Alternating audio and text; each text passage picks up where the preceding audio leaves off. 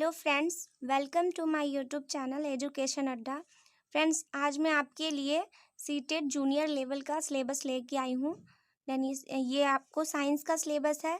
इसके बाद मैं मैथ्स का भी सिलेबस लेकर आऊँगी, जिससे आपको ये पता चलेगा कि आपको क्या पढ़ना है, कितना पढ़ना है और इसके अलावा भी आपको किस किस चीज़ों के बारे में पढ़ना है। फ्रेंड्स, इसमें जो आपको रेड कलर्स के टॉपिक्स दिख रहे हैं वो तो आपका सिलेबस है ही।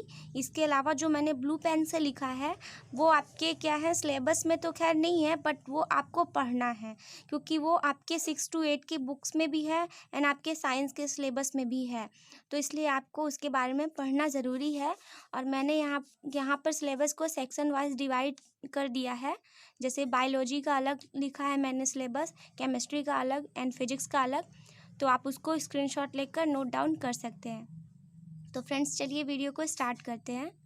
साइंस में 30 क्वेश्चंस आते हैं, जिसमें दो कंटेंट होता है। एक तो कंटेंट में क्या होता है, 20 क्वेश्चंस होते हैं जिसमें कि इस टाइप के क्वेश्चंस वगैरह रहेंगे। और 10 नंबर का पेडागॉजिकल इश्यूज़ रहता है, जैसे कि अभी आपको मैं उसका भी सिलेबस दिखाऊंगी। तो फ्रेंड्स, वैसे मोस्टली तो इसमें पेडागॉजी ही रहता है, बट साइंस में क्या होता है ना कि इससे क्वेश्चन भी होते हैं। 20 क्वेश्चन इससे अप्रॉक्स बनते ही हैं। तो चलिए फ्रेंड्स, बात करते हैं सबसे पहले बायोलॉजी की। तो बायोलॉजी में सबसे पहले हमारा टॉपिक है फूड। तो फूड में जो है, जिसका मैंने हिंदी इंग्लिश दोनों लिखा है कंटेंट, आप इसको जो भी मन करे, जैसा मन करे उस कंटेंट को आप नोट कर सकते हैं। इसके अंदर हमें 3 टॉपिक्स को पढ़ने हैं। 3 टॉपिक्स क्या हैं? सोर्सेस ऑफ फूड मीन्स भोजन के स्रोत, कंपोनेंट्स ऑफ फूड भोजन के अवयव, क्लीनिंग फूड भोजन को स्वच्छ करना। ये जो टॉपिक्स हैं फ्रेंड्स, ये 6 to 8 के सिलेबस में लगभग बुक में आपको ये इस तरह से अलग अलग नहीं मिलेगा कि हाँ आपको एक चैप्टर दे देगा कि सोर्सेस ऑफ फूड कौन सा चैप्टर है, कंपोनेंट्स ऑफ फूड कौन सा चैप्टर है। तो ऐसा चैप्टर कुछ भी नहीं है, बट उसमें क्या है कि ये सब उसमें इंक्लूड हैं, उन चैप्टर्स में ये टॉपिक्स इंक्लूड रहेंगे।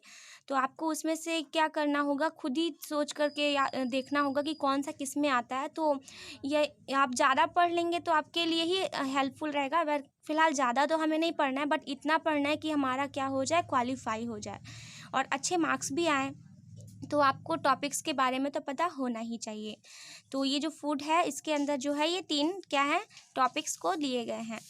फ्रेंड्स, इसके बाद हमारा आता है सेकेंड टॉपिक है the world of the living means जो जीव जंतु हैं।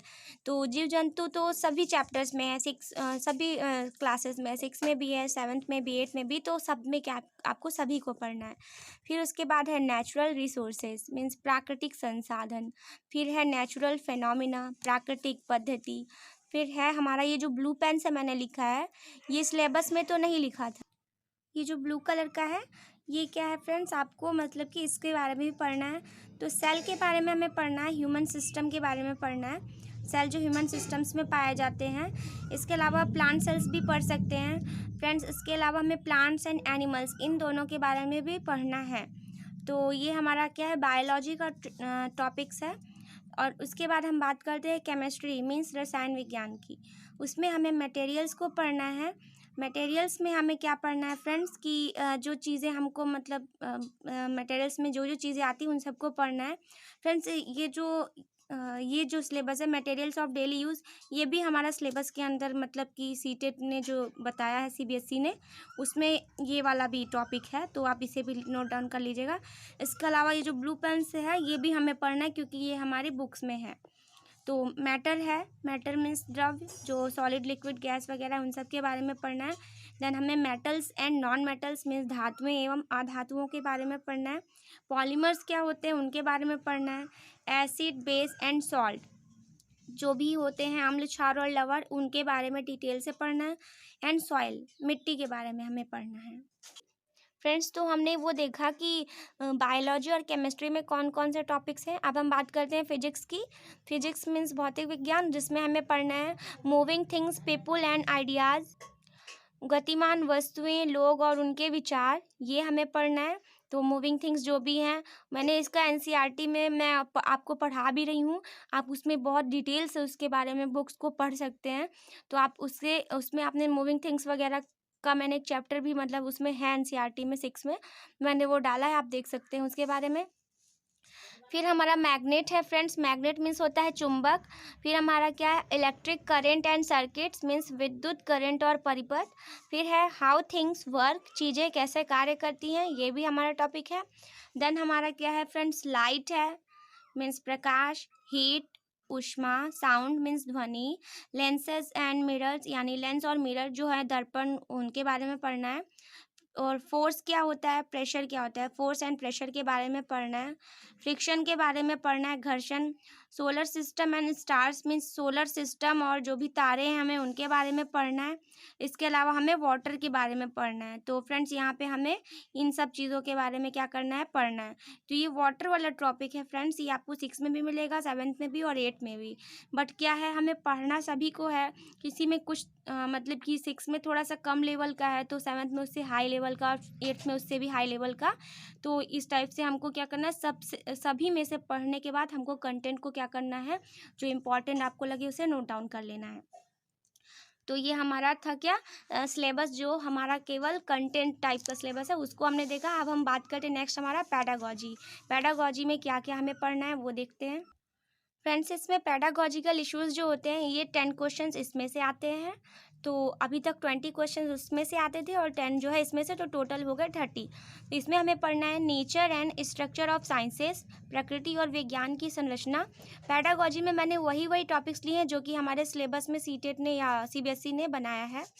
इसके बाद हम जानेंगे नेचुरल साइंस और उसके एम के बारे में और उसके ऑब्जेक्टिव्स के बारे में, मीन्स उसके प्राकृतिक विज्ञान और उसके उद्देश्यों के बारे में।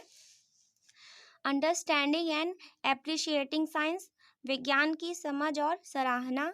अप्रोचेस एंड इंटीग्रेटेड अप्रोच, दृष्टिकोण या एकीकृत दृष्टिकोण। ऑब्जर्वेशन एंड एक्सपेरिमेंट और ऑब्जर्वेशन, एक्सपेरिमेंट या डिस्कवरी, यानी कि ये सभी क्या है फ्रेंड्स, ये मेथड है साइंस के, या तो अवलोकन करना होता है, या तो उसको एक्सपेरिमेंट प्रयोग करना होता है, या फिर उसकी खोज करनी होती है। तो ये विज्ञान का तरीका है, ये भी पैडागॉजी में आपको इससे रिलेटेड क्वेश्चंस आपको मिलेंगे। इनोवेशन मीन्स नवीनीकरण एंड टेक्स्ट मटेरियल्स लाइक और उसकी सहायक सामग्री यानी एड्स वगैरह जो हैं वो सब हमें इसमें पैडागॉजी में पढ़ना है। देन नेक्स्ट है हमारा इवैल्यूएशन मीन्स उसका मूल्यांकन, जो भी हमें पढ़ना है उसी में मूल्यांकन वगैरह भी आएगा, आपको उससे रिलेटेड क्वेश्चंस मिलेंगे। कॉग्निटिव और साइकोमोटर एंड अफेक्टिव या अफेक्टिव, यानी कि वही संज्ञानात्मक, मनोक्रियात्मक, भावात्मक, जो हम लोगों ने पढ़ा है, जिन्होंने भी BEd या BTC किया है उनके लिए भी, उन्होंने ये चीज़, उनको तो पता ही होगी क्या है ये ब्लूम्स टैक्सोनॉमीज जो हैं, तो ये सभी क्या है उसी में ही आएंगे, पैडागॉजी में ही।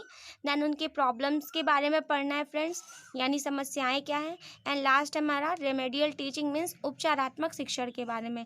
फ्रेंड्स, इतना तो हमें पढ़ना ही पढ़ना है, इसके अलावा भी अगर आपको लगता है कि आपको इसमें से और भी ज़्यादा पढ़ना है तो आपसे अगर हो सके तो आप 12th तक की साइंस को ज़रूर पढ़ लीजिए, लेकिन उससे भी पहले आप 6 to 8 तो कंपलसरी है कि आप बेसिक अपना क्लियर कर लीजिए।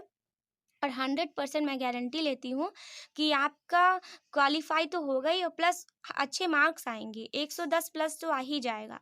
तो आपको सिलेबस तो कम से कम पता ही होना चाहिए। तो फ्रेंड्स, ये था हमारा आज का वीडियो सिलेबस के ऊपर। आपको कैसा लगा आप ज़रूर बताइएगा और हमारे चैनल को लाइक, शेयर और सब्सक्राइब ज़रूर कीजिएगा। Thank you so much for watching.